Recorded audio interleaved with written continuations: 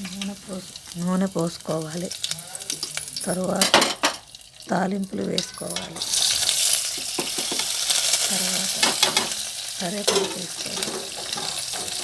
తర్వాత ఉల్లిపాయలు వేసుకోవాలి. అవి బాగా మగ్గనివ్వాలి. అవి బాగా మగ్గిపోయాక కొద్దిగా పసుపు, కొద్దిగా ఉప్పు వేసుకొని కలబెట్టుకోవాలి.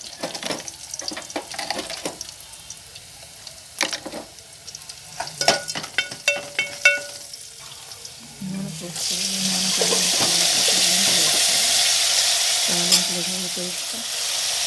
కరివేపాకు వేసుకోవాలి. కరివేపాకు వేగిపోయాక ఉల్లిపాయలు వేసుకోవాలి. ఉల్లిపాయలు బాగా కలుపుకోవాలి. అవి బాగా మగ్గినాక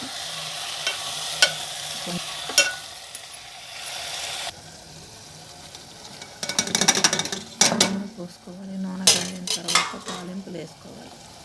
తాలింపులు వేగిపోయాక కరివేపాకు వేసుకోవాలి. కరివేపాకు వేగిపోయాక ఉల్లిపాయలు వేసుకోవాలి. ఉల్లిపాయలు బాగా కలుపుకోవాలి. అవి బాగా మగ్గినాక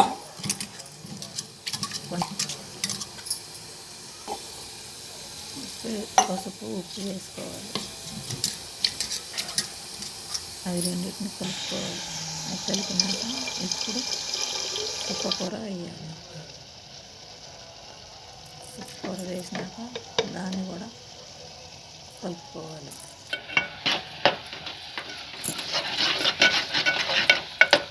బాగుంటుంది చుక్కకూర, ఆరోగ్యానికి మంచిది తింటే.